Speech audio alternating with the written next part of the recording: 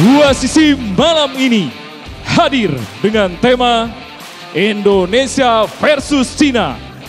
3 poin harga mati dengan narasumber mantan kiper timnas Indonesia Hermansyah.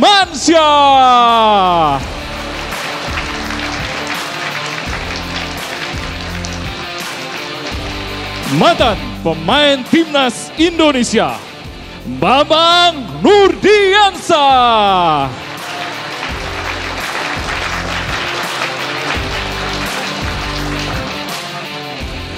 Pemain timnas Indonesia Peri Sandria.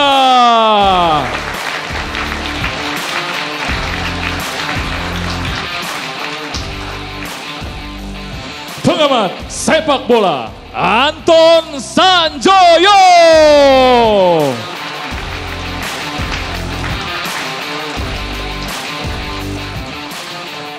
Pembawa acara kita malam ini Ari Fadil dan Aditya Nugroho. Mantap. Indonesia. Indonesia. Indonesia. Cakep. Oke, ini luar biasa ya, semangat ya. Saya merasakan adanya aura-aura kemenangan malam hari ini. Bener. Iya dong. Tapi kita sapa dulu nih pemirsa yang di rumah, Pi. Oke, assalamualaikum warahmatullahi wabarakatuh. Selamat malam pemirsa yang ada di rumah. Selamat malam. Anda kembali dalam program Kebanggaan Anda Dua Sisi dengan dua host kesayangan Anda, Ya. Aditya Nugroho dan Ari Fadil. Betul, malam ini kita tidak akan berdebat-debat, kita tidak akan beradu argumen, tapi kita adu analisis. Nah, pada malam hari ini ya, ya. Ketepikan dulu nih perbedaan. Kita rapatkan dulu barisan untuk meraih kemenangan yang akan dilakukan oleh skuad Garuda yang akan melawan tim naga Cina. Oke, jadi malam ini kita damai? Damai. Oke, kita damai malam hari ini demi Indonesia. Nih, tapi yang jelas, permainan itu sudah harus dipersiapkan dengan matang. Betul. Kalau sudah ada bocoran ya starting line up ya. Sudah ada. Jadi kita kemungkinan akan pakai polanya itu 3-4-2-1. Oke. Artinya nih kita tidak basa-basi. Begitu peluit ditiup, Langsung nyerang. Betul sekali. Luar biasa. Betul, karena jika kita menang di pertandingan melawan Cina ini berarti peluang kita untuk masuk ke putaran keempat ini semakin mulus. Dan kans kita untuk lolos ke Piala Dunia 2026 juga terbuka lebar, Vi. Amin ya robbal. Amin. Iya dong, ya kan. Besok kan lebaran, jangan lupa ya. Nah, tapi begini ya. Ini kalau dibilang ada keyakinan, tapi was-was juga masih ada. Oke, kenapa? 5 pemain yang mengawal Indonesia lawan Bahrain kemarin itu kayaknya sudah pasti dipastikan tidak masuk kan. Ada Ragnar Rotmangun, ada Sandy Walsh, Marcelino Ferdinand, Eliano, dan juga Martin Pas. Betul. Saya masih was-was nih. Iya. Starting line up bagaimana tuh? Tapi kalau saya sih nggak was-was, Wafi. Kenapa? Karena ketika ngelihat mereka yang terkena akumulasi kartu, kemudian cedera, dan satu lagi istrinya melahirkan kan. Izinnya itu. Mulia sekali. Betul, di keluarga lebih penting gitu kan. Iya. Tapi tetap saya optimistis karena apa? Melihat starting line up yang hari ini sudah dirilis oleh Timnas Indonesia itu luar biasa. Mulai dari tadi formasinya sudah disebutkan. 3-4-2-1. Nah, itu semua pemainnya oke semua. Saya optimistis. Insya Allah tetap harus ada insya Allahnya. Amin. Bahwa hari ini tim Garuda, skuad Garuda bisa melibas habis Dragon Team by the way, dari Cina. Ngomong-ngomong, yang di kanan belakang saya dan kiri belakang Anda juga iri mau ngomong, ya. Jadi jangan lama-lama kita ngomongnya di sini. Boleh. Ya, ini sudah ada narasumber yang akan kita ajak berdialog, tapi pertama saya ingin ngajak dialog Bang Herman terlebih dahulu nih. Saya juga izin Bang Ferry, kita bisa pindah ke belakang satu dulu. lagi Bang Anton boleh ke belakang dulu. Silakan. Nanti kita undang di segmen ketiga dan keempat. Oke nih, jadi pertanyaan pertama dari saya dulu nih. Boleh, silakan. Bang Herman, Anda sebagai kiper legendaris era 80-an ya Bang Herman ya. Emil, kalau saya tadi kan dapat bocoran tuh ya, kan udah rilis juga. Emil Audero akhirnya dipanggil untuk menjaga pertahanan kita malam hari ini kontra tim Naga Cina. Anda melihat performa Emil Audero gimana? Dilihat dari mereka latihan di Bali ya, mungkin udah ketemu dengan pemain-pemain apa? Suaranya mungkin bisa lebih keras, Bang?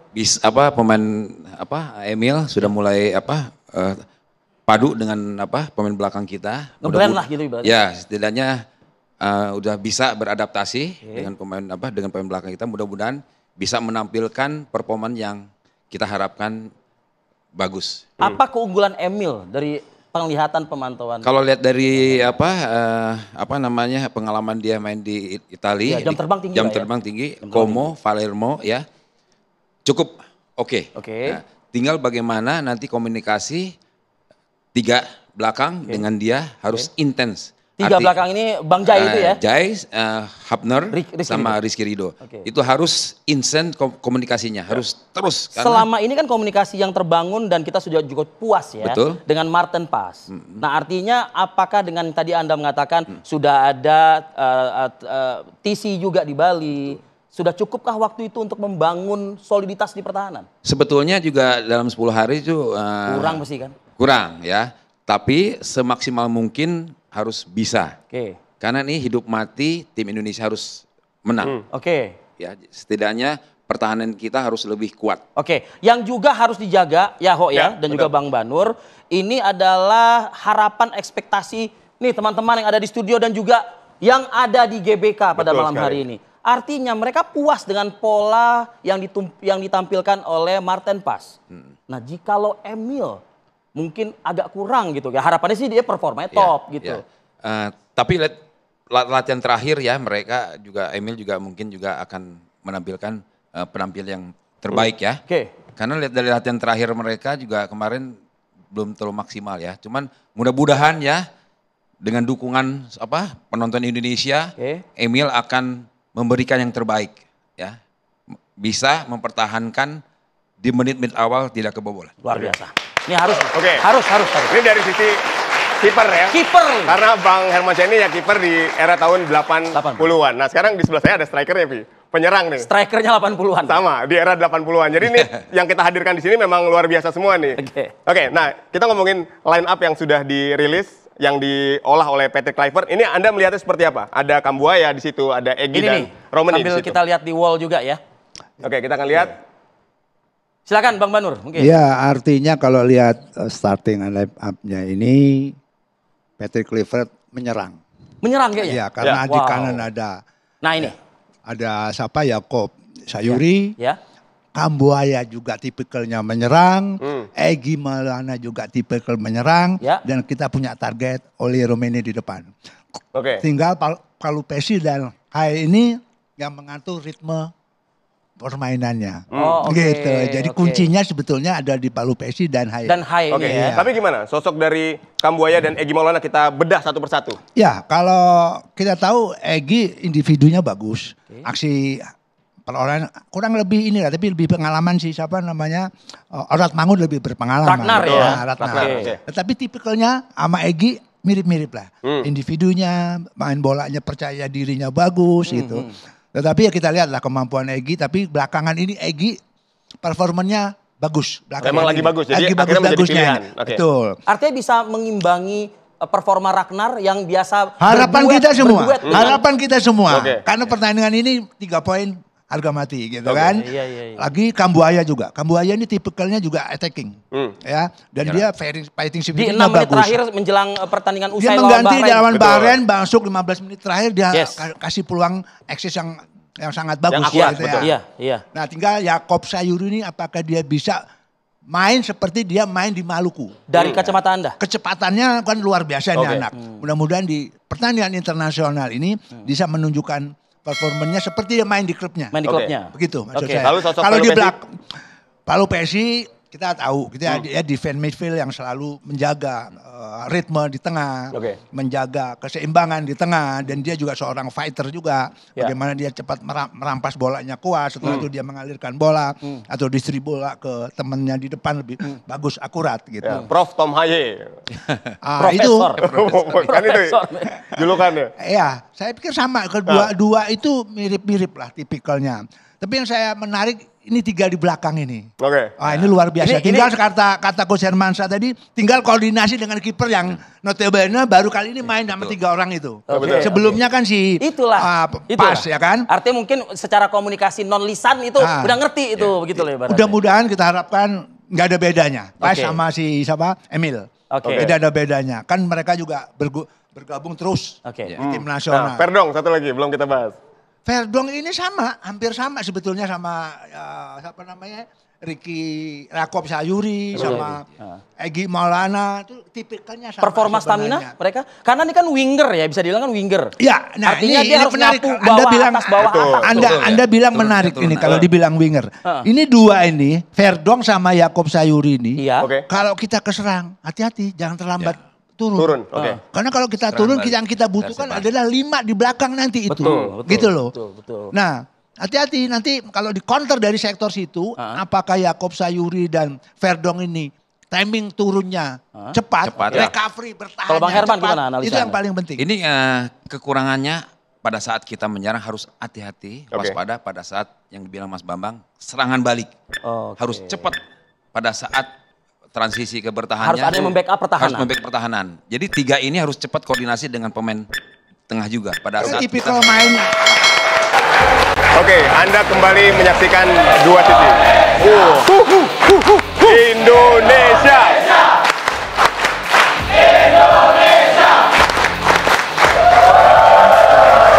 Ini saya seneng banget sih, dengar semangat yang begitu luar biasa. Starting line up kita, 11 pemain pertama kita ini, kalau misalnya performanya nggak optimal, dengan semangat yang ada di studio kita malam ini, waduh ini sayang. Bahkan di GBK 70.000 tiket terjual habis, Pi. Nah, itu kan luar biasa betul. Dukungan dari supporter timnas kita. Saya langsung ke Bang Hermansyah. Oke, Bang Hermansyah, ini ketika kita berbicara mengenai kiper. Nah, Audero ini gimana? Kan ini adalah debutan nih. Kalau debutan kan sama kayak Martin Paes di awal juga sama. Dia tidak menunjukkan performa yang maksimal seperti saat ini. Yang penting ya 3 belakang kita harus komunikasi yang baik dengan Emil untuk menumbuhkan kepercayaan dia di pertama dia main lawan China ini. Itu penting. Dan kalaupun salah jangan di-judge langsung dimarahin, kasih ayo semangat, kasih motivasi. Karena pengaruh kiper. Kalau udah sekali salah selesai sudah. Jadi harus kasih motivasi. Artinya kalau salah kasih semangat aja, biar dia menumbuhkan kepercayaan diri dia. Berapa lama sih kepercayaan diri dibangun itu dalam sebuah pertandingan bola 2x45 itu? Tergantung dia. Misalkan kita dapat ball possession, kita bisa main, bisa enak. Peluit panjang ditiupkan misalnya. Tiap mulai start ya, kita harus cepat komunikasi dengan pemain belakang. Terus, jadi lupa itu, ketegangan lupa, ya kan? Berjalan dengan baik main. Baik. Ini kita dapat informasi katanya Presiden Republik Indonesia Prabowo Subianto juga ikut sudah nonton nih. Ya, sudah tiba di Gelora Bung Karno. Betul. Dan kita ingin melihat suasana dan juga laporan dari rekan kita ya, Ho. Ada Nadila Saleh yang berada di Stadion GBK. Kita ingin tahu bagaimana suasana kemeriahan dan juga kedatangan dari Presiden Prabowo Subianto. Mungkin? Boleh silakan ditunjukkan gambarnya di layar kita.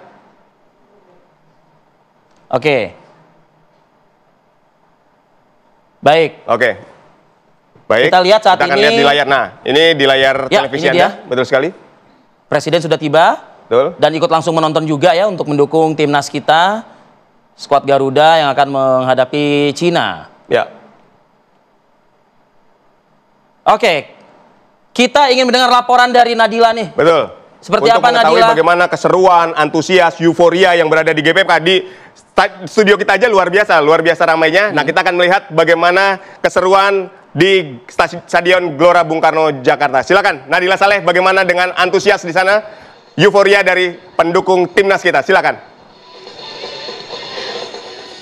Waduh, Arif Fadil dan juga Aditya, suasana memanas dari dalam stadion ini terasa sampai di luar stadion. Walaupun saya tidak bisa masuk sampai ke dalam stadion, namun euforianya, semangatnya, antusias dari supporter timnas ini begitu terasa. Karena memang kami ini sudah memantau ya suasana di Gelora Bung Karno sejak siang hingga malam hari ini. Dan semakin malam ini suasana di Gelora Bung Karno semakin memanas karena supporter timnas sudah berada di sekeliling sini. Bahkan ini kurang lebih 20 menit lagi pertandingan akan dimulai. Namun sampai saat ini jika Anda lihat suasana di pinggir-pinggir saya ini masih ada timnas yang baru mau masuk. Dan bahkan ini dari depan gerbang yang saya lihat ini masih menumpuk beberapa supporter yang belum bisa masuk karena kabarnya tidak kebagian tiket.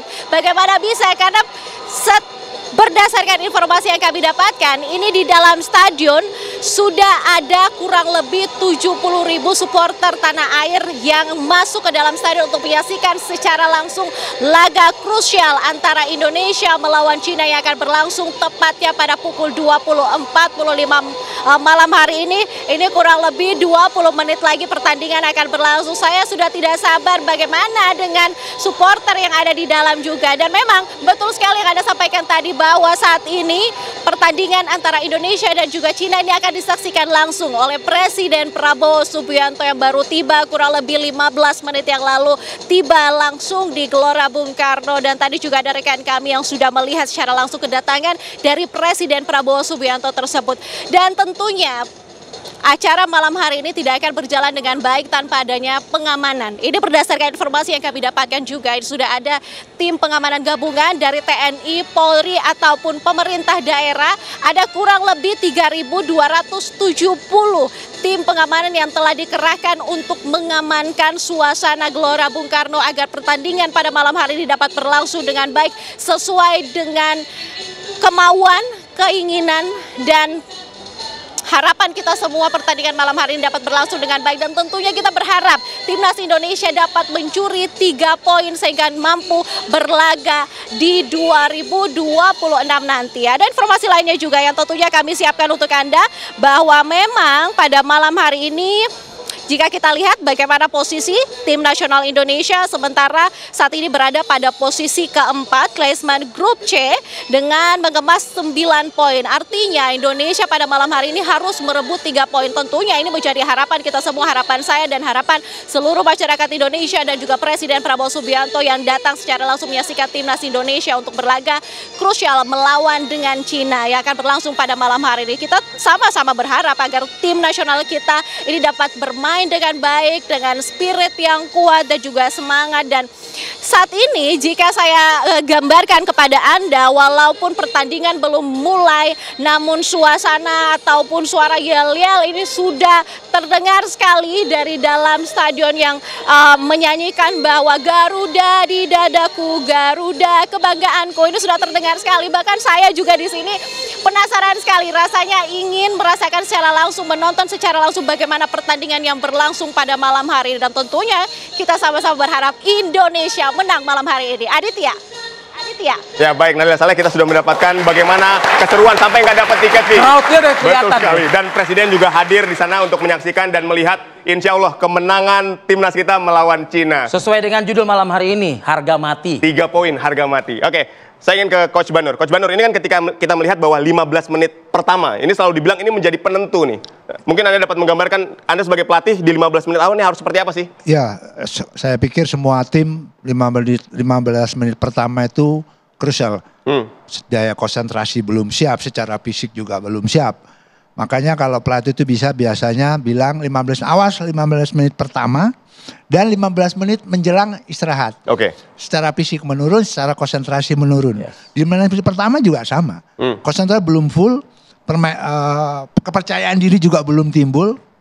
Ya, makanya harus hati-hati di 15 menit pertama. Harus bermain seperti apa di 15 menit pertama ini? Saya pikir shift. Ketika seorang pemain dapat bola di menit-menit awal, main shift dulu. Main aman? Main aman dulu. Itu juga bisa menimbulkan kepercayaan diri.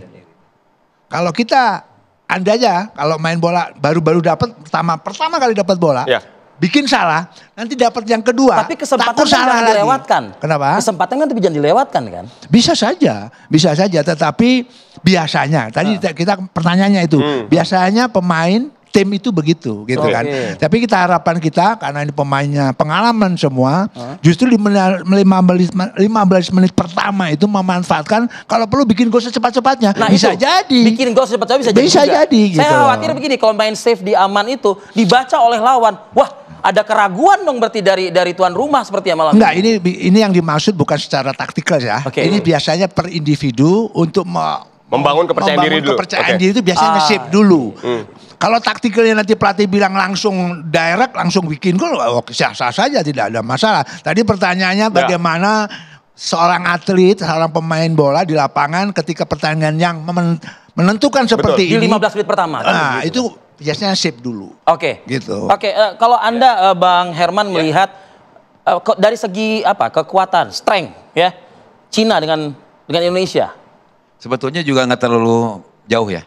Ya, tinggal motivasi, kemauan untuk bisa mencuri di babak-babak awal, dan ada celah untuk mengambil keputusan untuk buat gol, lakukan. Kekalahan waktu kita tandang kan jadi pelajaran nggak tuh kira-kira? Saya rasa jadi untuk pelajaran kita mungkin sudah dievaluasi oleh pelatih ya. Apa? Kelemahan dari segi boleh saya tambahkan, Mas? Boleh silakan. Ya. Coach. Jangan anggap enteng Cina, jangan terlalu optimis. Begitu? Iya, Saya setuju. percaya diri harus. Optimis harus, tapi jangan over confident. Overconfident. Cina bukan tim kaleng-kaleng, bro. Betul. Kita kalah di sana.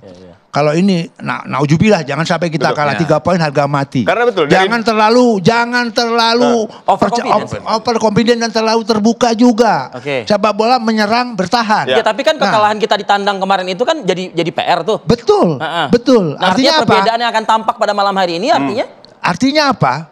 Dia bukan kaleng-kaleng. Betul, karena Coach, dari 22 pertemuan, kita kan kalah 15 kali nih. Itu kan tim yang dulu, tim dulu. Pertandingan terakhir, Australia dibikin sulit sama dia. Cina ya.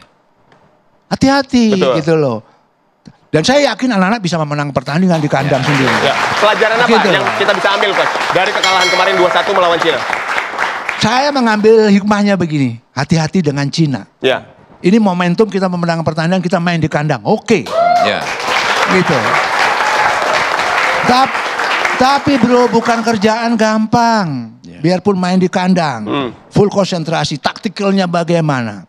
Ya, menyerang, hati-hati counter Cina. Tipikal ras kuning itu fighting spirit, main cepat. Itu rata-rata pemain kita tidak nyaman dengan permainan seperti itu.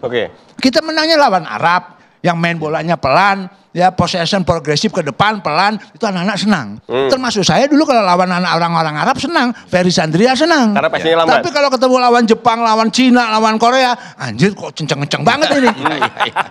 Loh, tanyakan Ferry Sandria, kacakan Hermansyah. Jadi gitu maksudnya gini, artinya kita terlampau overconfident. Biasa kita kalau overconfident hasilnya nggak bagus. Biasanya karena kita merasakan dulu. Yang penting kita remeh. Nah, yang penting kita anggap remeh enggak. Kalau anggap remeh masalah Piala Dunia anggap remeh. Yang penting kita tetap semangat. Artinya gini loh. Ada motivasi untuk kesempatan untuk bisa bikin gol, ambil. Karena sulit kalau kita dapat 1 gol sudah bisa memaintain ya. Jadi gini Mas, sepak bola itu ada menyerang, ada bertahan, ada transisi. Oke, kita di kandang harus memenangkan pertandingan harga mati. Waktu kita menyerang, hati-hati Mas. Ketika kita di counter, ketika kita kehilangan bola, siap untuk bertahan dengan baik juga. Itu yang paling penting. Nanti lawan Cina. Gitu loh. Sepak bola ada transisi Mas. Menyerang. Ketika menyerang, Anda harus siap juga. Untuk bertahan. Itu juga Anda di counter. Kalau kamu bikin salah, detik itu. Jadi jangan mental drop dulu begitu. Artinya hati-hati. Artinya full konsentrasi. Artinya apa? Ketika kita menyerang, detik itu juga Indonesia.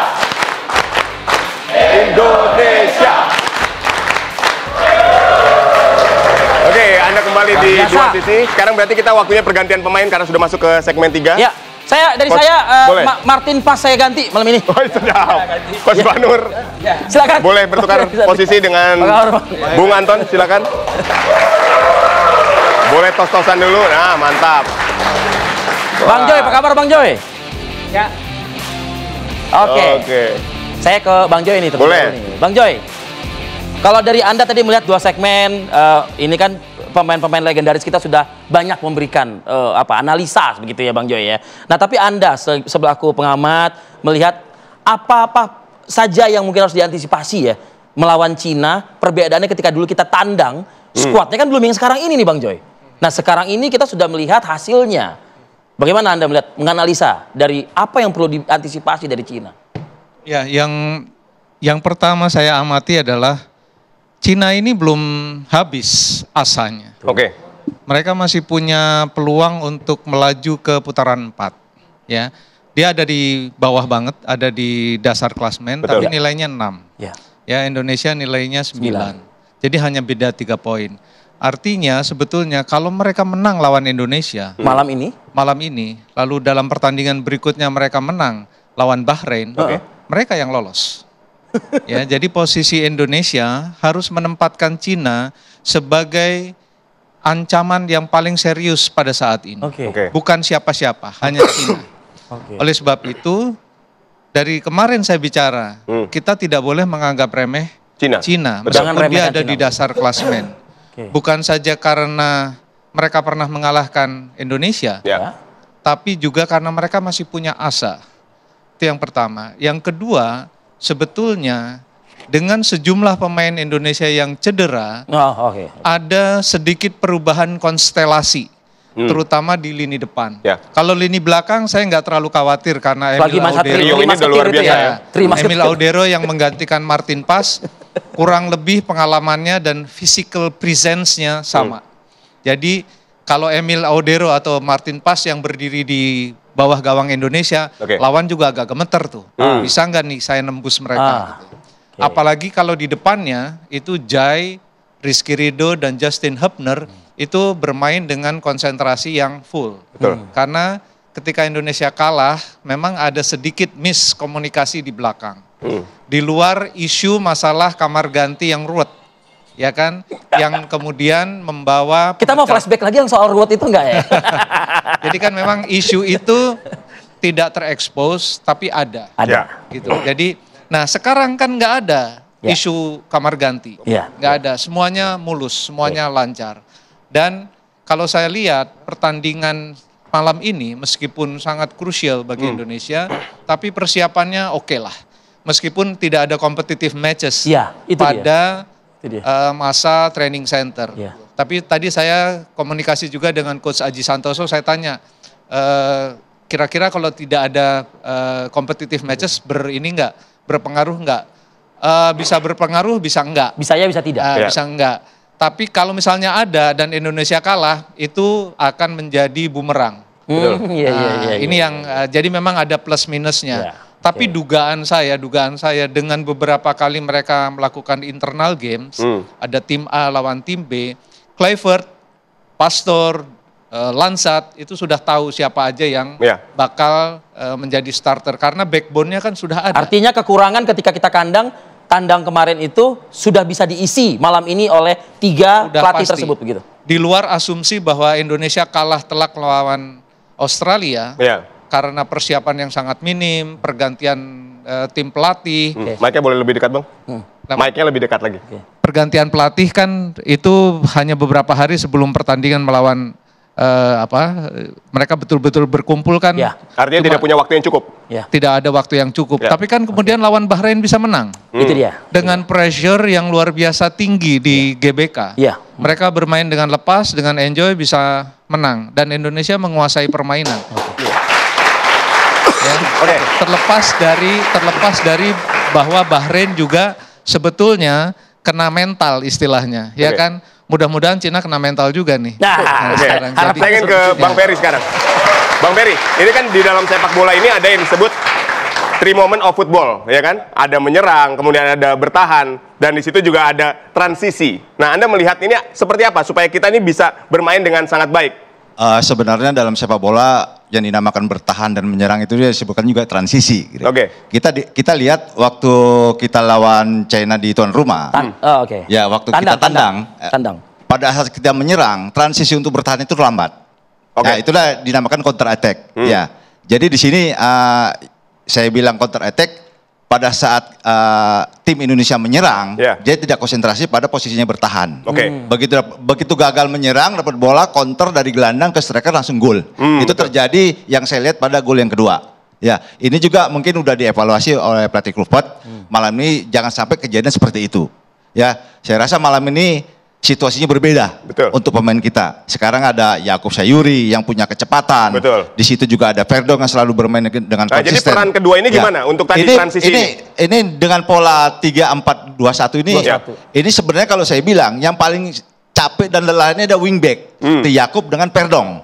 Dan salah satu dari wingback ini, kalau Verdong dia untuk membantu serangan lewat winger, salah satu dari Yakub itu harus menjaga kedalaman. Menahan diri lah. Gitu. Menahan diri. Supaya karena apa? karena dua di gelandang ini sebenarnya ini sang kreatornya kan Tom Haye. Ya. Gelandang bertahannya ada Joy.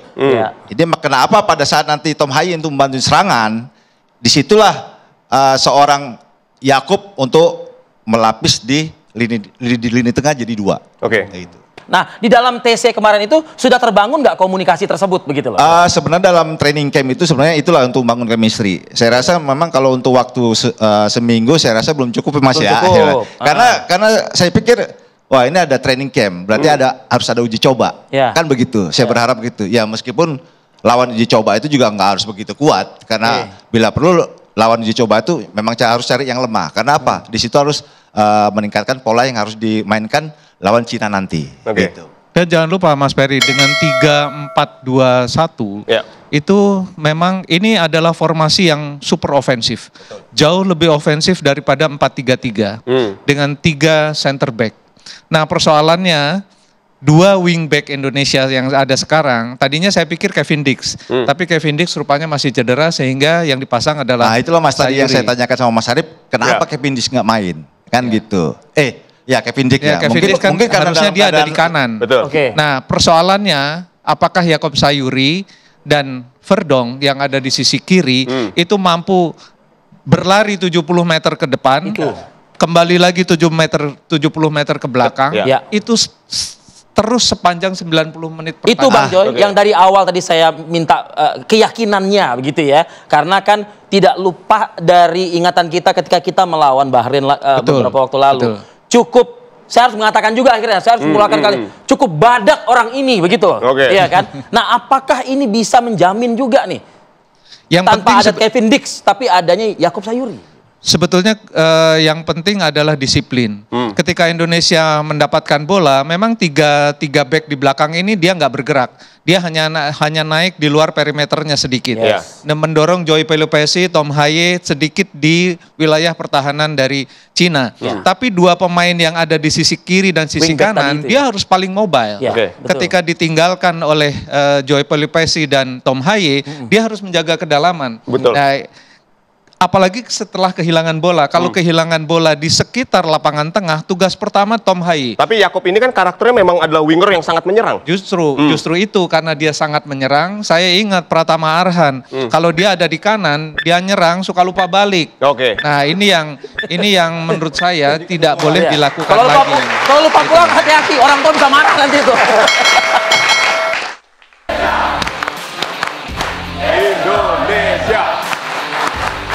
Indonesia.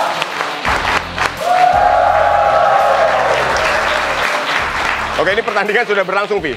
Sudah berlangsung? Betul sekali. Nah, ini kan ketika kita melihat bahwa hari ini Cina menggunakan pola 4-3-3 ofensif. Nah, tadi Anda mengatakan bahwa Indonesia ini super ofensif dengan 4-3-2-1. Ini gimana ketika super ofensif dan ofensif ini bertemu? Ya, artinya permainan harusnya terbuka ya. Artinya saling menyerang. Boleh makanya di saling menyerang dan keduanya tampil betul-betul mengandalkan serangan. Jadi pertahanan itu sebetulnya hanya bagian dari transisi ketika mereka harus mendapatkan bola lalu kemudian langsung menyerang. Dan tugas terberat sebetulnya ada di tuan rumah justru.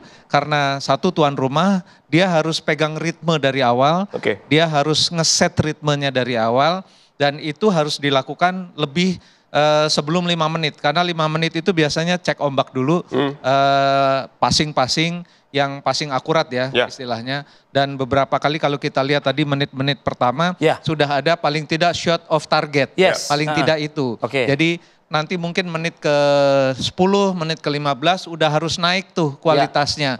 Dari shot off target menjadi on target. Dari akurasi passing 70% menjadi 80, menjadi 90. Nah, progres itu harus berlangsung secara cepat.